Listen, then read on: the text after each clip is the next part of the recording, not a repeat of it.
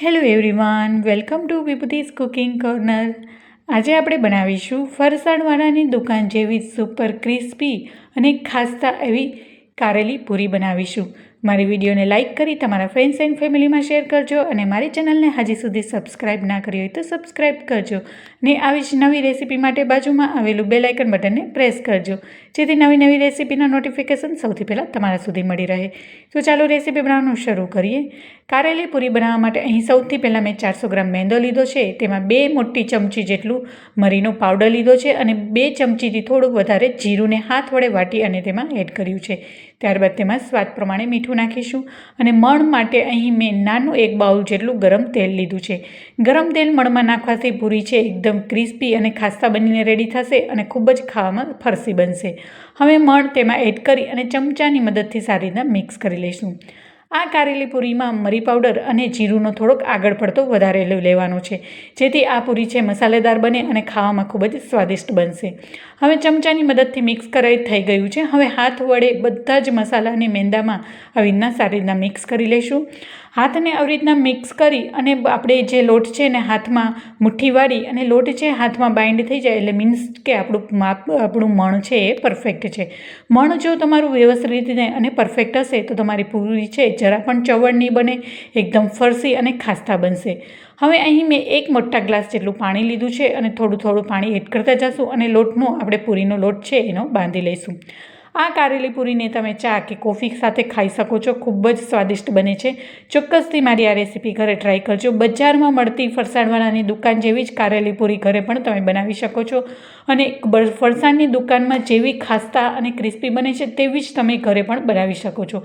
અહીં ગરમ તેલ નાખવાનું કારણ એ જ છે એનાથી એકદમ આ પૂરી છે એકદમ ખાસ્તા અને આમ ફરસી બનશે અને એક આપણે ખાઈએ અને હાથમાં મુઠ્ઠી વારીએ તો તરત જ ભૂકો થઈ જાય એવી સરસ બનીને રેડી થશે. હવે આપણે લોટ બંધાઈ ગયો છે.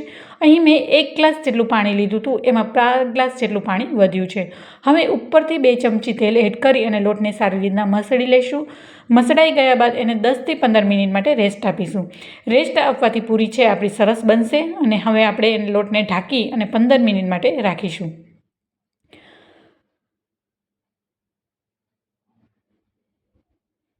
આ લોટમાંથી તમે અલગ અલગ જાતના શેપની તમે ફરસી પૂરી બનાવી શકો છો.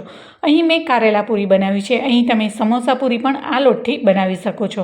ફરસાણવાળાની દુકાને મળતી અલગ અલગ જાતની જે ફરસી પૂરીઓ અને નમકીન બને છે આ એક જ લોટમાંથી તમે અલગ અલગ નમકીન બનાવી શકો છો.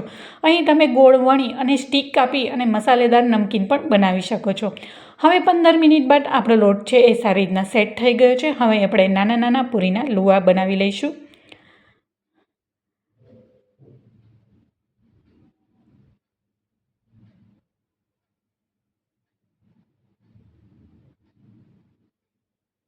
અહીં આ કારેલા પૂરી છે એકદમ મીડિયમ સાઇઝની બનાવવાની છું. બહુ મોટી પણ નહીં અને નાની પણ નહીં.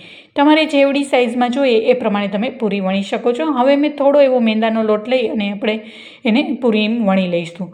બહુ જાડી પણ નહીં એવી પૂરી વણવાની છે.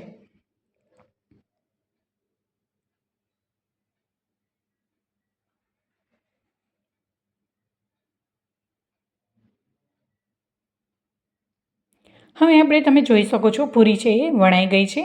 હવે એની પિઝા કટર અથવા ચાકુની મદદથી વચ્ચેની સાઈડમાં કટ કરી લઈશું. અહીં મેં એકદમ પતલી એવી પૂરીને વણી લીધી છે.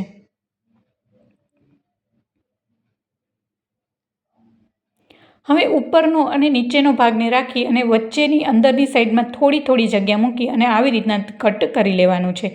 તો તમે વિડીયોમાં જોઈ શકો છો આવી રીતના થોડું વચ્ચે જગ્યા રાખવાનું છે. હવે કટ થઈ ગયા બાદ ઉપરથી રોલ કરી અને નીચેની સાઈડ આવી રીતના આપણે લઈ લઈશું અને ઉપર અને નીચેની બંને સાઈડને આવી રીતના આપણે થોડુંક એવું પ્રેસ કરી દઈશું જેથી ફ્રાય કરવા ટાણે ખુલી ન જાય એટલા માટે.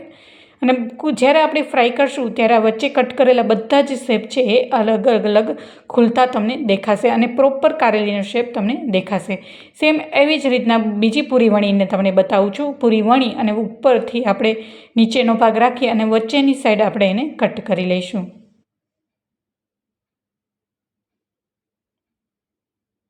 ચોક્કસથી મારી આ રેસીપી ઘરે ટ્રાય કરજો અને તમારા ફ્રેન્ડ્સ એન્ડ ફેમિલીને પણ આ રેસીપી જરૂરથી શેર કરજો જેથી એ લોકો પણ આ રેસીપી ઘરે બનાવે.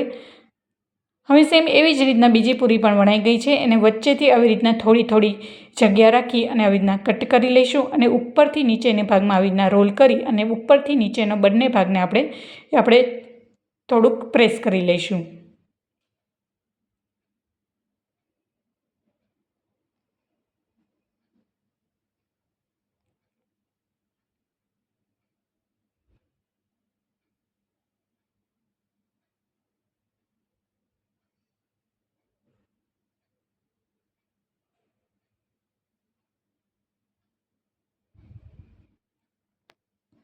તો તમે જોઈ શકો છો બધી જ આપણી કારેલા પૂરી છે એ બની ગઈ છે.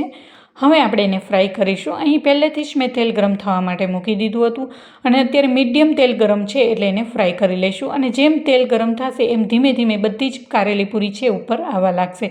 તો તમે વિડીયોમાં જોઈ શકો છો આટલું જ તેલ ગરમ હોવું જોઈએ, વધારે ઉકળતું ધુવાણા જેવું ન હોવું જોઈએ. જો એવું તેલ ગરમ થઈ જશે તો તે પૂરી છે ઉપરથી એકદમ લાલ થઈ જશે અને અંદરથી કાચી રહી જશે. હવે 1 મિનિટ બાદ તમે જોઈ શકો છો કારેલીના અંદરના આપણા જેટલા લેયર હતા એકદમ ખુલી ગયા છે અને પ્રોપર શેપમાં બહાર દેખાઈ રહ્યા છે. અને બદામી કલરનું આવે ત્યાં સુધી એને ફ્રાય કરીશું અને મીડિયમ ફ્લેમ પર આપણે એને ફ્રાય કરીશું જેથી અંદર સુધી સારી રીતના છે આપણી પૂરી છે એ કૂક થઈ જાય. વધારે તેલ ગરમ હશે તો ઉપરથી લાલ થઈ જશે અને અંદરના બધા જ લેયર છે એ ખાવામાં કાચા લાગશે. પહેલેથી છેલ્લે સુધી પૂરીને મીડિયમ ફ્લેમ પર જ આપણે ફ્રાય કરીશું જેથી એકદમ ખાસ્તા બનશે અને અંદર સુધી બધા જ લેયર છે એ સારી રીતના કૂક થઈ જશે. તો તમે જોઈ શકો છો બંને સાઈડ આવી રીતના પલટાવી અને ધીમે ધીમે લાઇટ બદામી કલર આવી ગયો છે. હજી 2 મિનિટ માટે થોડું એવું ફ્રાય કરીશું એટલે મસ્ત બ્રાઉન કલર એવો આવી જશે. આ પૂરીને ચા કે કોફી સાથે ખાવામાં ખૂબ જ એટલી ટેસ્ટી લાગે છે.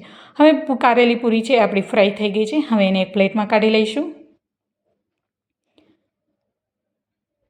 તો છે ને બજારમાં મળતી ફરસાણવાળાની દુકાન જેવી જ ઘરે પણ આવી જ રીતના તમે બનાવી શકો છો અને બજારમાંથી તમે લાવ્યા હોય ને એવું જ દેખાઈ રહ્યું છે. હવે સેમ આવી જ રીતના બધી જ કારેલી પૂરીને આપણે ફ્રાય કરી લઈશું.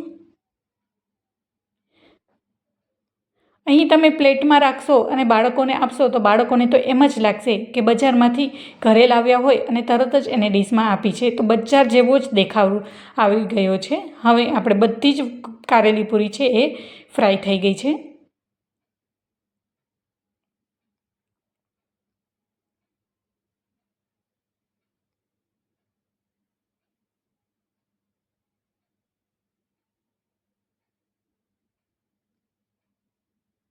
હવે આપણી આ કારેલી પૂરી છે એ બનીને રેડી થઈ ગઈ છે. હવે એને એક સર્વિંગ પ્લેટમાં લઈ લઈશું. આ પૂરીને તમે હાથ વડે તોડી અને મુઠ્ઠીમાં ભૂકો વાળો તો તરત જ તૂટી જાય છે. એટલી સુપર ક્રિસ્પી અને એકદમ ફરસી બની છે. તો કેવી લાગી મારી આજની આ રેસીપી મને જરૂરથી જણાવજો. રેસીપી ગમી હોય તો વિડીયોને લાઇક કરી તમારા ફ્રેન્ડ્સ એન્ડ ફેમિલીમાં વધુમાં વધુ શેર કરજો અને મારી ચેનલને હજી સુધી સબસ્ક્રાઈબ ના કરી હોય તો સબસ્ક્રાઈબ કરજો ને બાજુમાં આવેલું બેલ આઇકન બટનને પ્રેસ કરજો જેથી નવી નવી રેસીપીના નોટિફિકેશન સૌથી પહેલાં તમારા સુધી મળી રહે. તો ફરી મળીશું એક નવી રેસીપી સાથે અને એક નવા સ્વાદ સાથે. ત્યાં સુધી આવજો and thank you for watching.